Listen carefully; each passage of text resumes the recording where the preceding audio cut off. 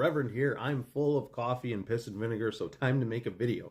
So it's day whatever the fuck without anybody facing consequences who were found in the Epstein files except for Prince Andrew. So shout out to the UK for having some dignity to isolate and alienate somebody who clearly understood and wanted what was going on at the island. And I want to touch on that point too, is that nobody who went to that island is innocent. I've made this argument before, but think about it for a second in your mind. You flew to an airport, then you flew to the Bahamas, then you took a boat to Epstein Island, in which a quarter of the guests there had showed up to specifically have sex with children. And you're going to pretend you didn't know what was going on?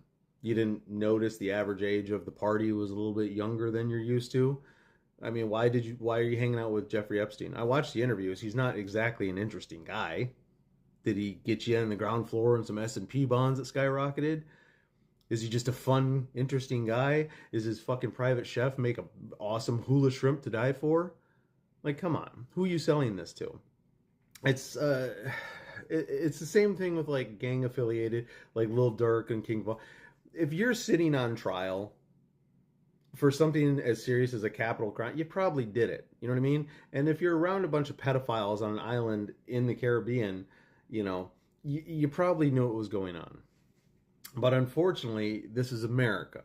So we don't really like broke predators to go free. That's why we like the YouTube channels Punch a Predator and all that stuff.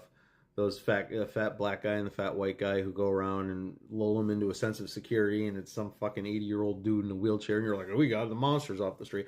Meanwhile, Donald Trump, who probably has fond memories of a 13-year-old girl screaming underneath him, is going free. And not only that, but there are millions of people who are absolutely sure that he's not guilty of anything.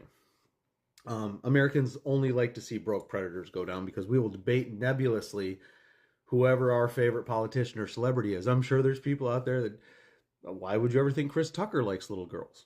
Jay-Z, Pusha T, come on, these guys keeps it real. There's no possible way that they could be into this stuff, right? And that touches on another point I want to make. The reason I call my channel and myself Reverend Repeat Offender is both that I have a criminal record and I'm just going to keep going until you get offended.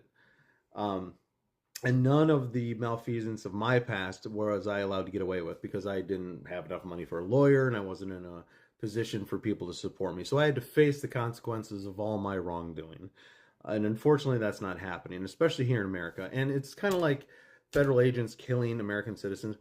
We are supposed to be so much more advanced